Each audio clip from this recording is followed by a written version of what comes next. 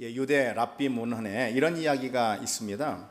어느 날 한 천사가 두 여행자를 만나서 함께 여행을 하게 됐다라는 거죠. 그런데 그 두 사람은 가만 보니 질투심이 그렇게 둘 다 많은 거예요.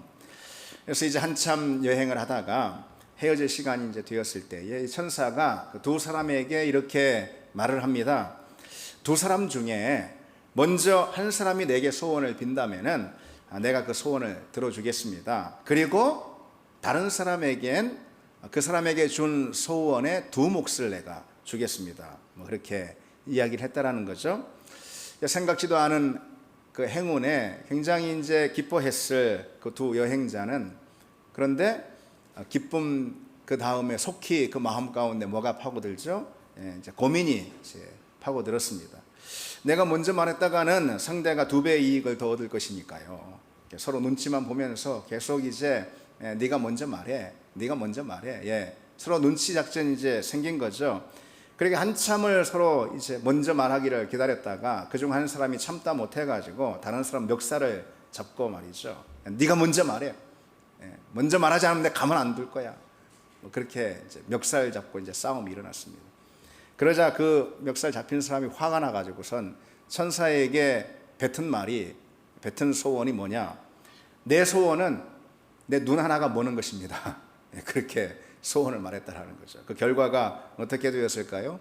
소원을 빈 사람은 눈 하나만 멀었는데, 옆에 있는 그 사람은 눈 2개가 이제 다 멀게 되었다는 거죠. 여러분, 이 유대 랍비들이 우리에게 무엇을 가르쳐주고 또 우리가 현실 가운데 부딪히는 그 문제 가운데 우리 이제 마음을 드러내는데 어떤 우리 마음을 거기서 보여주는 것일까요? 다시 말해서 이렇게 이제 질문을 바꿔볼 수 있을 거예요. 우리는 무엇에 그토록 불행을 느끼는가? 언제 우리는 불행을 가장 많이 느끼는가? 내가 못 가져서보다는 다른 사람보다 못 가진 것 때문에 우리는 불행을 경험하죠. 그래서 내가 저 사람보다 덜 가질 바에야 차라리 둘 다 못 가진 편이 나아, 그렇게 생각을 합니다. 우리가 느끼는 불행은 그 사람이 비교해서 오는 경우가 많습니다. 불만족이라는 것은 어떤 우리가 처한 절대적인 환경이나 형편에서 오기보다는 남들과 비교해서 볼 때 상대적으로 만족스럽지 못한 그런 환경, 그런 형편 때문에 이제 불행이나 아니면 불만족을 우리가 느끼게 됩니다. 오늘 본문에 라헬의 경우가 그렇습니다. 라헬이 야곱에게 받은 사랑, 이것은 여러분 그저 젊은 날의 풋사랑 정도가 아닙니다. 창세기 29장에 우리가 익히 읽었듯이 야곱이 라헬을 위하여 7년 동안 라반을 섬겼으나 그를 사랑하는 까닭에 7년을 며칠처럼 여겼더라, 그렇게 기록하고 있죠. 야곱은 레아가 끼어드는 바람에 7년이 아니라 7년을 더해가지고선 14년 동안 라반을 위해서 종살이로 보내야만 했지 않습니까? 그런데 그 긴 기간을 사랑으로 견뎌내죠. 그것도 고된 노동의 험악한 그런 노역의 환경에서 사랑으로 견뎌냅니다. 야곱의 라헬을 향한 사랑, 이것은 참 여러분 어떻습니까? 얼마나 진한 사랑이고, 그리고 또 성실한 사랑 아니겠어요? 라헬을 너무 사랑했기 때문에 야곱에게는 그 긴 세월도, 그 험악한 세월도 금세 지나가죠. 사랑하는 사람과 함께하는 시간처럼 빨리 가는 것도, 아쉬운 것도 없는 법입니다. 상대가 나를 정말로 그래서 아끼고 사랑하는지 그것만 보면은 금방 대번에 알 수가 있습니다. 나와 함께 있으면서 이 사람이 시간을 아까워하는가, 아니면 시간이 흘러가는 것을 아까워하는가. 야곱은 후자에 속했죠. 근데 여러분, 이 야곱의 사랑은 그 이후로도, 다시 말해서 결혼 이후로도 지속되는 것을 볼 수가 있어요. 그래서 이런 말이 있다고 합니다. 사랑이라는 것은 사랑에 빠진 상태가 서로 사랑에 빠진 상태가 다 지나간 후에 남아있는 것이 그게 이제 진짜 사랑이다, 그런 말이 있는데, 이게 야곱의 사랑을 말하지 않는가? 라헬은 야곱에게 그런 사랑을 받은 사람입니다. 야곱의 라헬에 대한 사랑을 확인할 수 있는 대목이 또 있는데요, 일명 오늘 이 본문을 아들 낳기 전쟁이다, 이렇게 붙여볼 수 있을 거예요. 아들 낳기 전쟁이 오랫동안 이어진 끝에 마지막으로 라헬이 요셉을 낳잖아요. 그것이 오늘 우리가 읽은 본문의 마지막이잖아요. 이렇게 이제 라헬이 요셉을 낳았을 때 비로소 야곱은 이제 이 하란을 떠나서 고향 가나안으로 가야 되겠다라는 결심을 그때 하게 됩니다. 뭘 말해주는 걸까요? 자신이 가장 사랑하는 사람, 아니 유일하게 사랑하는 아내인 라헬이 자기에게 아들을 낳아 주었기 때문에 이제 내가 고향으로 돌아갈 면목이 있다라고 그렇게 아마 생각했을 겁니다. 아무리 많은 자식들이 있다 해도 야곱의 안중에는 없습니다. 오직 요셉만 사랑하죠. 그것은 뭐 요셉이 사랑스럽다기보다도 요셉이 누구냐? 자신이 사랑하는 아내인 라헬이 낳아준 아들이기 때문이죠. 여기서 이 정도 우리가 성경을 본다면 이런 생각이 듭니다. 라헬은 참 행복했겠다. 이 정도면 뭐 라헬은 충분히 행복하지 않았을까. 그런데 결코 그러지 않았죠. 라헬의 결혼 생활은 사실 오히려 누구보다도 불행한 그런 결혼 생활이 되고 맙니다. 물론 남편의 사랑은 여전히 언제나 견고했어요. 그러나 그것만으로는 행복할 수 없었던 것 같아요. 고대 시대엔 특별히 이 결혼의 행복 가운데 출산의 행복이 차지하는 비중이 결코 적지 않았기 때문에 그럴 수도 있죠. 레아가 무려 6이나 내리 낳는데 그 긴 세월 동안 라헬은 자기 몸으로 단 하나의 아들도 얻지 못하잖아요. 레아가 계속해서 아들을 낳는 그 기간은 라헬에게 인고의 시간이었을 겁니다. 적어도 아마 그 기간이 뭐 10수년은 이렇게 됐을 텐데 그때의 라헬의 고통은 남편의 사랑으로부터 소외된 레아의 고통보다 결코 적지는 않았을 거예요. 스스로 자식을 낳을 수 없었던 라헬은 오늘 우리가 본문에서 보았듯이 자기 여종 빌하를 그 남편에게 들여보내죠. 그리고 자식을 얻는데 그렇게 얻은 자식의 이름을 붙이는 이 대목에서도 우리는 무엇을 발견할 수 있느냐? 라헬이 언니 레아와의 이 경쟁에서 참 라헬의 인생이 참 피곤한 인생이고 참 라헬이 고통스러웠겠다라는 것을 이제 그 이름을 통해서도 짐작이 갑니다. 가만 보면은요, 성경을 이 레아는 자식을 낳고 그 이름을 붙일 때요, 꼭 이제 남편의 사랑을 향한 갈망의 마음을 담아서 그 자식 이름을 붙인단 말이죠. 이를테면은 이제는 내 남편이 나와 함께하리라, 연합하리라, 뭐 이렇게 뭐 레위 이렇게 해가지고 말이죠. 그러나 라헬은요, 이름을 어떻게 붙이냐면은 자기 경쟁의 상대인 언니 레아를 향한 질투의 마음을 담아가지고 자기 아들들 이름을 붙이는 걸 볼 수 있어요. 첫째 아들을 얻고서는 단 이렇게 붙였는데 억울함을 푸셨다라는 그런 뜻이에요. 이걸 조금 더 풀어서 말하면은 하나님께서 나를 옹호하심으로 내 편에 서심으로 내 억울함이 풀어졌다라는 그런 뜻입니다. 그러니까 여러분 딱 드러나잖아요. 누구를 상대로 해서 억울함을 푸셨다라는 거예요? 자기 경쟁의 상대인 레아, 그 레아를 상대로 하나님이 내 편을 들어주셨고 나를 옹호해 주셨다, 이렇게 말하고 있는 거죠. 언니에 대한 미움, 심하게 말해서 적개심, 이것이 이제 아들의 이름 가운데 담겨진 겁니다. 그리고 둘째 아들을 얻고서는 납달리라고 이름을 지죠. 이건 뭐 완전히 노골적으로 그 이름에다가 그 자기 어떤 이 질투의 마음을, 경쟁의 마음을 담아놓죠. 납달리, 이것은 내가 언니와 크게 경쟁하여 이겼다, 그런 이제 자기 해석을 여기다가 붙입니다. 언니와의 대결의 마음을 아들들의 이름에 다 이렇게 담습니다. 물론 납달리 하나만 생각해도 납달리라는 이름이 지금 라헬의 현실을 그대로 보여주는 것은 결코 아니에요. 오히려 현실은 그 반대죠. 레아는 6을 내리 낳는데 말이죠. 자기 몸으로. 라헬은 여종으로부터 둘밖에 낳지 못했잖아요. 내가 언니와 경쟁에 이겼다, 그리고 납달리를 낳고서는, 사실 이 말은 누구나 다 아는 과장이기 때문에 오히려 라헬이 안쓰럽게 여겨집니다. 그런 라헬의 멈출 줄 모르는 이 경쟁과 질투는 아들을 얻는 복의 과정이죠. 그것이 그와 같은 복의 과정조차도 참 스스로에게 고통으로 얼룩지게 만들고 맙니다. 한 번은 레아의 아들 루벤이, 큰아들 루벤이 들에 나갔다가 합한채라는 아주 귀한 그런 식물을 구해옵니다. 이 합한채라는 것은 주로 당시 지중해 연안에서 나는 식물이라고 합니다. 그래서 이것은 고대시대 여성의 임신을 돕는 것으로 알려진 그런 식물이라고 합니다.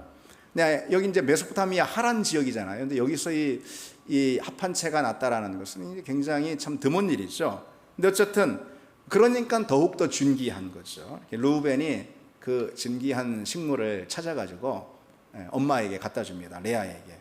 그런데 합한채는 사실 누구에게 필요한 거죠?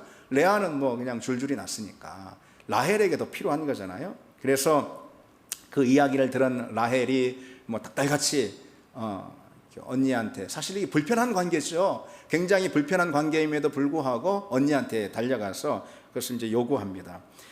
그리고는 이제 뭐 그냥 요구할 수 없으니까 오늘 본문에 나와 있듯이 언니에게 남편과 동침할 수 있는 하룻밤을 기회로 내줍니다. 여기서 우리가 또 알 수 있는 것은 야곱의 사랑을 라헬이 완전히 독차지했기 때문에 레아, 그가 아내임에도 불구하고 남편과의 동침을 라헬에게 살 수밖에 없는, 값을 주고 살 수밖에 없는 참 그런 처지였다라는 걸 여기서도 알 수 있죠. 그런데 그로 인해 어떤 결과가 생기죠. 오히려 언니 레아가 임신을 하고 마는 거죠. 참 이게 라헬 입장에서 보면은 세상 참 너무 힘들어요, 사는 게. 예. 내 인생은 왜 이럴까? 예. 그런 게 이제 라헬의 입장이었을 거예요. 한동안 출산이 끊겼던 언니가 자신이 어쩔 수 없이 제공했던 그 기회로 인해서 임신을 하게 됩니다. 그러나 자신은 합한채를 복용했음에도 불구하고 아무 소식이 없는 거죠. 라헬의 입장에서 보면은 참 인생이 힘들어요. 이토록 인생이 아플 수 있을까? 그거죠. 라헬은 삶에 실망했습니다.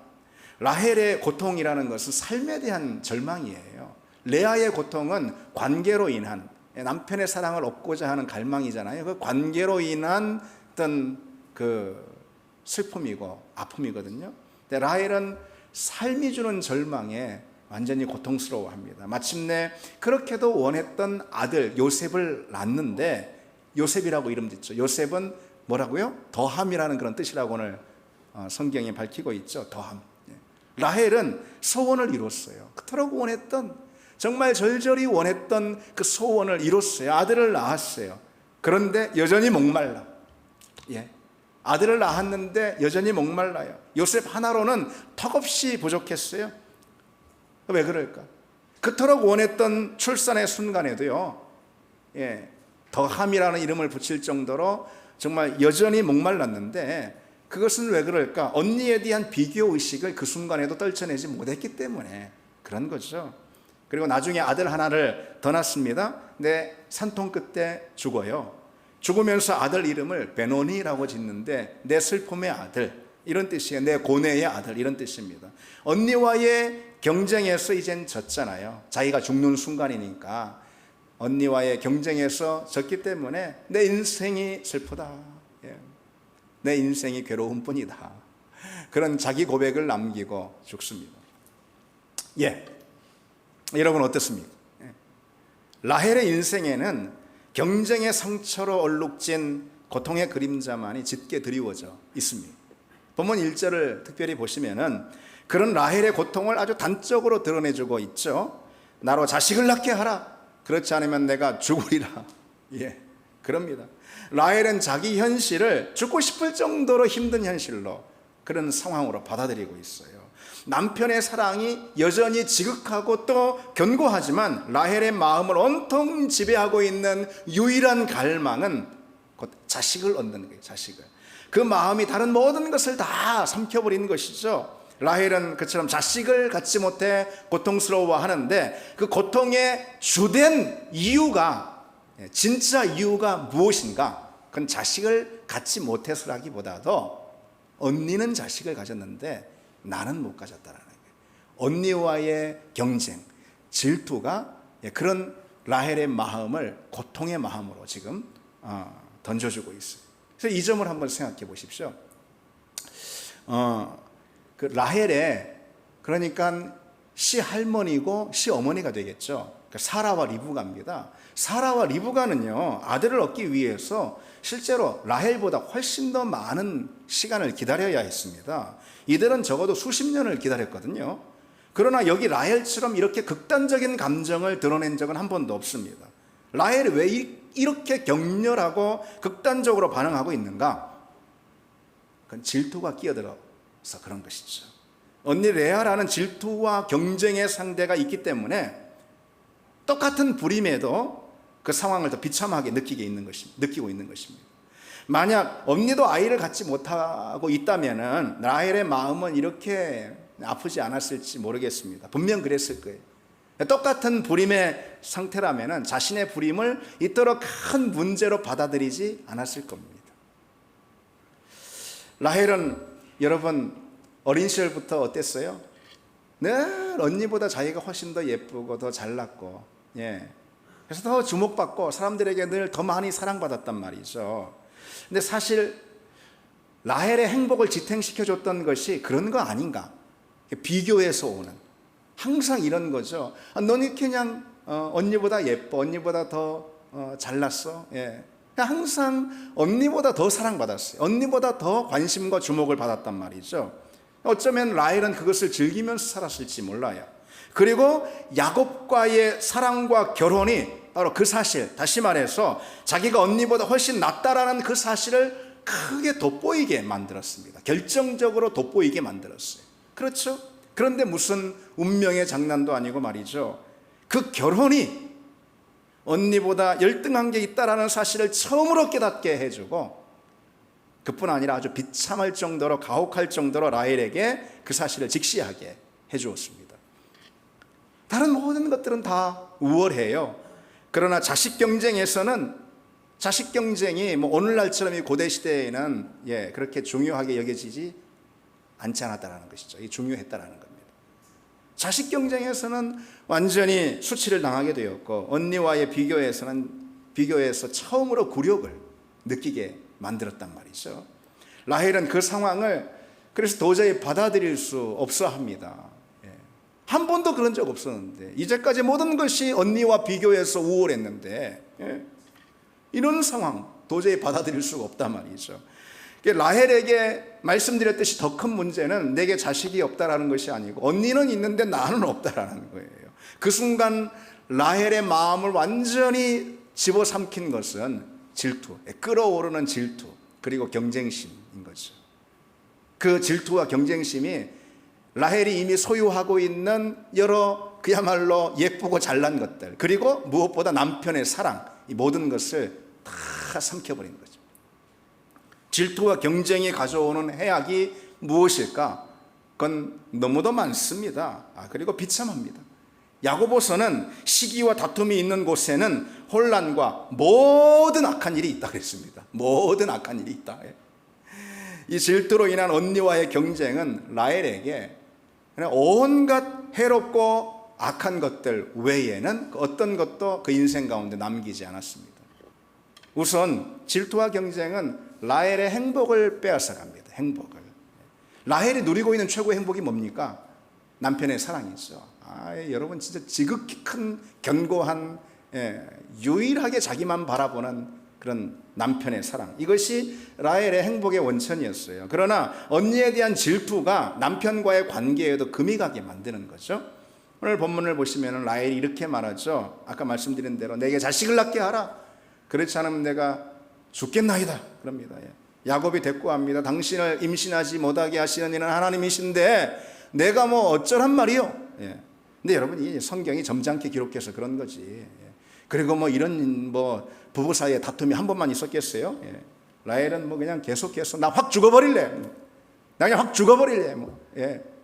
그렇게 그냥 거의 협박적으로 띵깡을 부리듯이 그런 말에 야곱이 한 번만 들었겠어요? 듣다 못해서 야곱도 그냥 화가 나가지고 하나님의 일을 나들 어쩌란 말이야.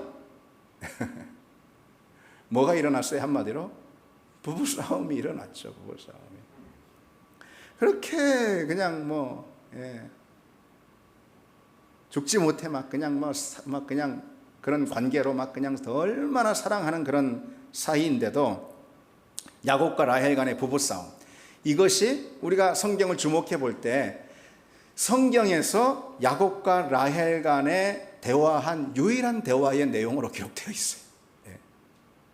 그렇게 사랑했던 두 사람 사이인데도 그 사람들, 그 부부 사이에 남겨진 유일한 대화의 내용이 나 확 죽어버릴래? 난들 어떻게 하란 말이야? 이런 두 사람 간의 그런 불행한 싸움, 다툼이었습니다. 경쟁심으로 이 라헬이 조급해지고요. 그리고 질투에 사로잡히니까 자기가 이미 누리고 있던 그 행복도 잃어버리는 그런 사건이 일어난 거예요. 뭐 당연한 거죠. 그리고 여러분, 질투와 경쟁의 해악에 대해서 생각해 보자면 또 뭐가 있을까요? 라헬을 끊임없이 결핍의 상태에 놓이게 합니다. 끊임없이 계속해서.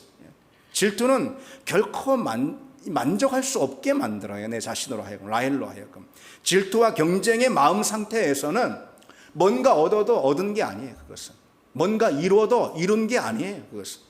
그래서 자기 몸으로 낳은 아들을 요셉, 다시 말해 더함이라는 그런 이름으로 짓습니다. 여전히 나는 행복하지 않다 이거죠.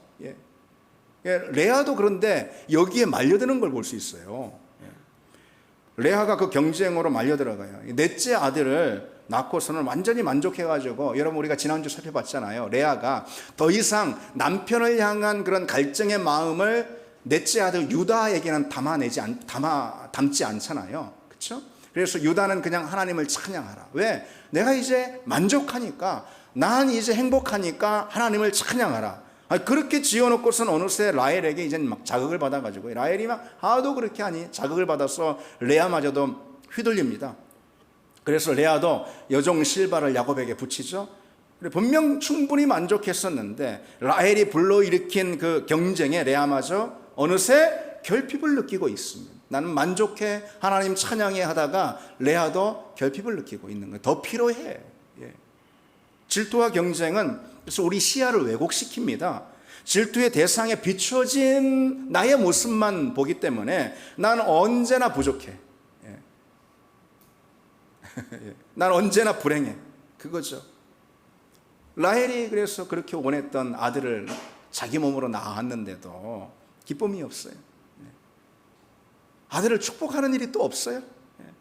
그 복된 순간에도 오로지 경쟁에서 이겨야 하는 자기의 경쟁 상대인 레아만 봅니다. 레아밖에 안 들어와요. 레아밖에 안 들어오니까 요셉을 낳든 뭐 베냐민을 낳든 뭘 하든 항상 부족하죠. 또 질투는 그 결과로 감사를 잃게 합니다. 그게 질투의 해악입니다. 라헬은 요셉을 낳고도 감사하지 않습니다. 아니, 전혀 감사할 수 없었죠. 질투는 은혜를 보는 눈을 가려버립니다. 내 손에 이미 쥔 것을 보지 못하게 하는 거죠. 그래서 항상 질투의 대상이 쥐고 있는 그 손만 보게 됩니다. 그래서 감사할 수가 없어요. 성경에 보면 복음서에 탕자의 비유가 나오잖아요. 거기에 큰아들 여러분 한번 떠올려 보십시오. 그는 탕자인 자기 동생을 용서하고 받아들이는 아버지를 보고 못마땅해 하고선 열받아가지고 질투합니다. 그때 아버지가 이제 뭐라고 부드럽게 타이르죠? 얘야, 너는 늘 나와 함께 있었으니 내 것이 다 네 것이 아니냐, 이렇게 타이릅니다. 그게 맞는 말이거든요. 그 아버지 말이. 큰아들은 원래 아버지하고 늘 함께 있었으니 아버지의 것을 다 누렸고 아버지의 것이 자기의 것이었어요. 자기가 가진 것을 볼 줄 알아야 하는데, 이미 자기가 누리고 있는 선물을 볼 줄 알아야 하는데 그만 질투의 눈이 뒤집히니까 자기 건 보지 못하고 아버지가 아들에게, 그건 다시 말해서 자기 동생에게 준 것만 눈에 들어오는 거죠. 감사할 수가 없죠. 그런가 하면 또 복음서에 여러분 포도원 품꾼 비유가 나오잖아요. 주님께서 말씀하시잖아요. 이른 아침부터 일한 일꾼들은 저녁 무렵에 와서 일한 일꾼들이 받아가는 그 몫을 보고선 질투에 사로잡히잖아요. 나 이른 아침에 왔는데 나도 한 대라니요. 아니 늦은 저녁에 와서 잠깐 일했는데 쟤들도 한 대라니요. 이게 뭔 일이야? 하고선 질투하죠. 그때 주인이 뭐라고 말하죠? 내가 모두에게 후하게 준다고 해서 나를 탓한단 말이냐? 그렇게 꾸짖는 걸 볼 수 있습니다. 내 손에 주어진 것만 보면은 당연히 그것으로 족하고 또 감사할 수가 있습니다. 그런데 질투가 들어오면은 감사가 불평으로 변하는 것은 한순간이죠. 우리가 감사하지 못하는 것은 바로 이렇게 비교하며 질투하기 때문에 그렇습니다. 그것만 덜어내도 여러분, 비교하는 것만 덜어내도 우리는 정말 수많은 거짓과 죄와 악한 태도와 행위로부터 우리는 벗어날 수가 있을 겁니다. 또 계속 보시면요, 질투의 해악은 더 많습니다. 질투의 해악은 내 영혼을 쪼그라들게 만듭니다. 자기 영혼을. 질투는 질투의 대상에게 자기 영혼을 계속해서 소진하게 만드는 거예요. 자기 인생을 살지 못해. 질투의 대상을 향해 계속 에너지를 쏟아붓게 만듭니다. 그래서 결국 그 영혼이 완전히 쪼그라들어요. 초라하게 되고 비참하게 됩니다. 잠언에 보면은 시기 질투는 뼈를 썩게 하느니라 그랬습니다. 뼈를 썩게 하느니라. 그러니 질투처럼 인생을 철저히 망치게 하는 것도, 그리고 또 불행하게 하는 것도 없는 거죠. 사울을 보세요. 사울은 다윗에 대한 질투로 나중에는 뭐 거의 병적인 상태가 되거든요. 아니, 그냥 거의가 아니고 병적인 사람이 돼버리거든요. 결국은 우울증, 원래 있었는데 이 우울증이 막 더 크게 도져버리죠. 그리고 분노와 증오, 무기력, 그리고 심지어 불신앙으로 완전히 망가진 인생이 돼버리잖아요. 질투와 경쟁은 그처럼 자기 영혼만 쪼그라들게 하고 망가지게 하는 게 아니고 주변을 다 불행하게 만들어요. 주변을 싹 다 불행하게 만듭니다. 레아와 라헬 간의 이 전쟁이 자녀들에게까지 영향을 미치지 않았을까? 그렇지 않죠. 그런 불행을, 자녀들에게까지 영향이 미쳐진 불행을 보여주는 장면이 있습니다. 아까도 우리가 봤듯이 합한채 사건이에요. 당시 르우벤이 합한채를 발견해가지고 어머니 레아에게 줬다고 그랬잖아요. 이 르우벤의 나이는 아무리 많이 따져봐도 7, 8, 9살 되지 않았을 거예요. 근데 그 어린 소년인 르우벤이 합한채를 엄마 레아에게 갖다 줍니다. 이게 뭐 임신하는데 좋은 작용을 한다. 이런 얘기를 뭐 어릴 때부터 들었겠죠. 왜 그랬을까요? 르우벤은 항상 그걸 보고 살은 거죠. 뭐 날마다, 날이면 날마다 엄마하고 이모, 뭐 이모인지요, 뭐 작은 엄마는 잘 모르겠지만 하여튼 엄마하고 이모가 그냥 그렇게 맨날 싸우고, 그것 때문에 막 엄마가 그냥 또 울고 가슴 아파하고, 어린 르우벤이 그걸 보고 자랐습니다. 그래서 엄마가 무엇 때문에 힘들어하고 또 무엇을 원하는지 어린 시절부터 알 수밖에 없었던 것이고, 바로 그 사실이 자기 자신에게도 불행을 가져오고 있다는 것을 르우벤은 알았던 것이죠. 르우벤뿐이겠습니까? 가족 모두가 다 이 라헬과 레아의 아들 낳기 전쟁, 이 질투와 경쟁의 소용돌이 가운데 빠져서 불행을 경험합니다. 그것은 남편인 야곱도 마찬가지예요. 혹 뭐 우리 중 남자 중에는 야곱은 아내가 많아서 좋겠어, 뭐 그런 철없는 생각을 하는 사람 있을지 모르겠지만은 그렇지 않죠. 아내 둘이 자기를 놓고 경쟁을 하고 있습니다. 거래를 하고 있어요. 흥정을 하고 있어요. 자기를 놓고 합한채를 가져와 가지고 뭐 이제는 내 방으로 들어오세요. 뭐 내가 당신을 샀어요 오늘 밤은, 이러는 거잖아요. 남편을 놓고 남편이 흥정의 대상이 돼버리는 것이죠. 아내들이 서로 싸우고 경쟁하는 도구로 이 야곱은 전락해 버린 것이죠. 그처럼 라헬의 질투, 레아와의 이 경쟁은 가족 모두에게 불행의 씨앗이 되었습니다. 그리고 불행을 수확했습니다. 그와 같은 질투와 경쟁은 여러분 당연하지만 비교의식에서 나오는 거예요. 상대에 대한 비교의식. 그런데 이 비교의식이라는 게 참으로 우리의 습성이 되어버렸단 말이에요. 어린 시절부터 습성이 되었어요. 이거 잘 떨쳐내질 못합니다. 그냥 섬에 가가지고 무인도에서 혼자 살면 모를까? 아예 차라리 그러는 게 나아요. 이 철저히 우리 본성에 배어진 습성이 되어버렸단 말이죠. 그래서 우리는 어린 시절부터, 그리고 막 항상 그렇죠. 뭔가 경쟁력이 있어야 된다. 그런 표현들 많이 하고 또 많이 듣습니다.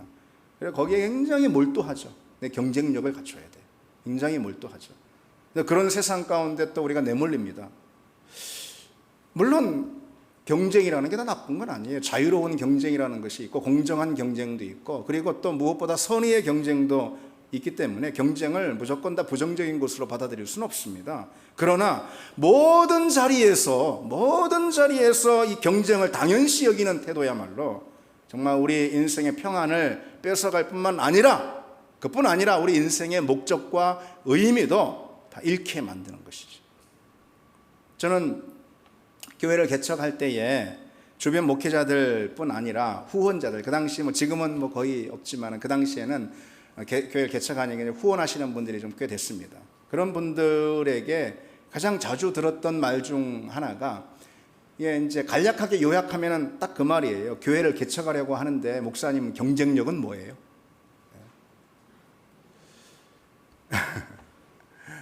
그리고 또 뭐 좀 다른 표현이지만 뭐 같은 의미죠. 제자들 교회의 차별성은 뭡니까? 그런 질문들. 저는 그런 질문에 답해야 할 때마다 굉장히 곤혹스러웠습니다. 어떤 것을 기대하고 저한테 그런 질문을 하는 것인지는 제가 알겠는데, 그래서 저는 그렇게 답하고 싶은 마음뿐이었어요. 교회가 다 뭐 하나님의 교회지 뭐 그냥 다른 교회가 뭐 이렇게 달라야 되고 말이죠. 교회마다 뭐 그래야 합니까? 부르심에 그냥 충실하면 되는 거지. 그렇게 답하고 싶은 마음뿐이었습니다. 그런데 그렇게 답하면 뭐 그런 교회를 뭐 교회가 뭐 수만 개 교회가 되는데 뭐 굳이 뭐 그런 교회가 새로 세워질 필요가 있겠냐 뭐 하면서 후원 안 할까봐 나름대로 우리 경쟁력이 있다고. 그뿐 아니라 저 자신도 저 스스로도 교회가 새롭게 개척됐으니 이제 이 시대에 맞는 어떤 다른 교회와 다른 차별성이 있어야지라는 그런 강박이 물론 저에게도 있었습니다. 다른 교회에 비해서 다르거나 잘할 수 있어야 한다는 거. 뭐든 비교를 하는데 익숙하고 우리가요. 비교해서 더 나아야 하는 그런 강박이 오늘날 우리 신앙의 자리와 교회의 자리까지 파고든 지가 이미 오래되었습니다. 우리는 그에 대한 질문을, 의문을 좀 가져야 합니다. 정신과 의사이자 그 분야 베스트셀러 작가인 정예신 박사라고 있는데요. 이런 글을 본 적이 있습니다. 인간의 삶을 불행하게 하는 가장 강력한 요소를 한 가지만 말하라면 저는 주저없이 비교를 첫 손가락에 꼽겠습니다. 무엇에 비해서라는 수사가 동원되는 순간 삶의 리듬은 헝클어지고 내 목표는 초라해지기 시작합니다. 틀림없는 사실입니다. 무엇보다 이 비교의 문제가 뭐냐? 비교가 우리에게 가져오는 문제가 뭐냐면은 이 비교는 거짓자를 만들어내는 거예요. 거짓자. 이게 가장 큰 문제입니다. 다른 사람과 비교해서 보는 내 자, 다른 사람과 비교할 때 보여지는 내 자, 이거는 내 참 자아가 아니라는 거짓 자, 만들어진 자아라는 거예요. 누구에 비해서 못 가진 나, 아니면은 누구에 비해서 행복한 나, 이것은 내 참 자아가 결코 아닙니다. 나의 참 자아는 그런 데 있지 않고 다른 사람과의 비교에 있지 않고 오로지 하나님의 부르심에 있다는 것을 우리는 늘 기억해야 합니다. 하나님이 십자가의 사랑과 구원 안에서 부르신 나, 하나님이 그분의 자녀로 삼으신 나, 하나님이 언제나 놀랍도록 사랑하시는 나, 그게 곧 나의 참 자아라는 것이죠. 그 외에 다른 무엇과 또는 다른 누구와 비교로 느끼는 나 자신, 이것은 허울에 불과합니다. 그 허울에 우리 인생의 에너지를 몽땅 쏟는 것처럼 불행한 일은 없는 거 아니겠습니까? 그것은 인생의 목적도 의미도 그리고 또 행복도 만족도 다 잃어버리는 그런 불행한 일인 것이죠. 허울에 자기 인생을 쏟아붓는 것입니다. 우리는 우리 인생을 단 한시라도 우리 참된 자아를 위해서 써야 하지 않겠습니까? 우리 인생의 에너지를, 그렇죠? 우리 인생이 참 자아에 쏟아진 인생이 되어야 되지 않겠습니까? 참 자아는 무엇입니까? 하나님의 부르심 안에 있다라는 우리의 참된 자아는 구원과 십자가의 사랑 안에서 불러주신 나, 여전히 나를 사랑하시는 그런 나, 하나님이 사랑하시는 나, 하나님께 사랑받는 나, 그것이 여러분의 참 자아임을 기억하시기 바랍니다. 이제 본문을 다시 보시면은 아이러니하게도 불임이라는 것은 이 큰 민족의 복을 약속받은 아브라함 가문의 내력이에요. 우리가 가만 라헬까지 보니까 그렇잖아요. 큰 민족을 약속받았는데 이 가문의 내력이 불임이에요. 그런데 여러분 또 보면은 오늘 창세기를 통해서 우리가 쭉 보듯이 동시에 이 불임이라는 것은 하나님과의 관계를 만들어가는 주된 통로였습니다. 가장 핵심적인 통로가 바로 이 불임이었던 거예요. 그는 불임을 갖고 있는 부인 아내들 뿐만 아니라 그의 남편들, 그의 가족 모두에게 이 불임이라는 것은요, 하나님과의 관계를 만들어가는 아주 주된 통로였어요. 하나님은 자기 백성들로 하여금 이 불임이라는 문제와 장벽을 통해서 하나님을 알게 하게 하시고 신뢰하게 하시고, 그래서 결국 믿음의 자리로 인도하시는 그런 역사를 진행하십니다. 그래서 사라는 불임의 문제 앞에서 인내하는 믿음으로 응답했어요. 물론 부족한 것들도 있었어요. 그런데 사라는 어쨌든 자기 불임의 문제 앞에서 인내의 믿음으로 응답했어요. 리브가는 남편과 함께 기도로 반응했어요. 불임 앞에서. 그런데 반면에 라헬은 질투로 반응합니다. 질투. 사라와 리브가는 불임의 문제 앞에서 자기 시선을 하나님께로 향하거든요, 결국은. 그런데 라헬의 시선은 끝끝내 언니 레알에게 집중이 되는 걸 볼 수 있어요. 그게 라헬의 불행입니다. 질투가 벌벌듯 해가지고 죽을 때까지 경쟁하고 싸웁니다. 그런데 어쨌거나 하나님께서 요셉을 주시죠. 그리고 베냐민도 주십니다. 그냥 마치 이런 거가 이제 상상이 돼요. 굉장히 혼자 막 용쓰고 자기 혼자 애쓰고 한 번도 기도도 아니고 아빠 도움을 요청하지도 않아요. 그냥 계속 용쓰고 있는 자식을 지켜보던 아빠가 마침내 그냥 내가 도와야지, 왜 날 좀 도와달라고 안 하냐 하면서 나서는 것처럼 하나님께서 그렇게 나서셔서 라헬을 안타깝게 여기십니다. 본문 22절에 하나님이 라헬을 생각하신지라 그랬잖아요. 그리고 요셉을 주시죠. 그런데 여러분, 여기서 우리가 이 본문을 어떻게 우리가 읽고 본문의 메시지를 우리가 생각해야 하냐면은, 라헬은 참 그래서 좋겠다, 라헬은 이제 정말 한이 풀렸겠다, 그게 아니에요. 그게 성경의 그게 메시지가 아닙니다. 단순히 라헬에게 요셉을 주셨다라는 사실이 중요한 게 아니고, 그보다는 하나님은 하나님의 일을 하신다, 이게 중요합니다. 하나님은 하나님의 일을 하신다. 라헬과 레아의 치열한 아들 낳기 경쟁이 이어지는 가운데 하나님은 야곱에게 약속하신 그 일을 야곱에게 이루시는데, 다시 말해 야곱을 통해 큰 민족을 이루시고자 하시는 그 약속을 하나님은 지금 소리 없이 진행시키고 계십니다. 야곱의 이야기를 보면은 야곱은 어때요? 야곱은 지금 그 14년, 아니 20년이죠. 오로지 그냥 라헬을 얻기 위해서, 자기 가문을 일으키기 위해서 그냥 오로지 그 시간 전념합니다. 그 긴 세월 동안 자기 아내, 다시 말해서 레아와 라헬은 어떻게 합니까? 서로 그냥 아들 더 많이 낳으려고 더 예쁨 받으려고 그냥 서로 경쟁하고 아웅다웅 다투면서 그 세월을 보내죠. 그 결과가 12아들이에요. 그러나 이 레아와 라헬이 무엇에 집중하고 있든지 상관없이 하나님은 그들을 통해서 당신의 일을, 다시 말해 이스라엘을 이루시는 당신의 일을 소리 없이 진행시키고 계셨다는 거예요. 레아는 자식을 낳고서는 뭐라고 이름을 짓죠? 내 남편이 이제 나와 연합할 거야, 내 남편이 이제부터 날 사랑할 거야, 그렇게 집니다. 라헬은 아들을 낳고 또 어떻게 이름을, 내 억울함을 푸셨다, 내가 언니와 경쟁에 크게 이겼다, 이런 식으로 이름을 붙이는데 그건 실은 아전인수에 불과한 거예요. 하나님의 일을 아전인수로 갖다 붙이는 거예요. 그런데 그 순간 하나님은 어떤 일을 하시느냐, 구원의 백성 이스라엘을 이루시려는 하나님의 섭리를 이루고 계시는 거예요. 납달리를 낳든 단을 낳든 스불론을 낳든 아셀을 낳든 누구를 낳든 하나님은 유일하게 하나님은 계속해서 당신의 섭리를 이루어가고 계십니다. 그게 중요합니다. 그게 바로 라헬과 레아 그리고 야곱을 부르신 목적입니다. 그러니 오늘 본문의 주인공인 이 라헬은 그 하나님의 부르심 안에서 자기 인생을 보아야만 했습니다. 그래야 행복할 수 있었어요. 라헬의 아들 요셉은 훗날 이스라엘이 애굽에 정착하는데 결정적인 역할을 하잖아요. 그리고 그로 인해 구원의 역사의 예표가 되는 출애굽의 사건이 일어나죠.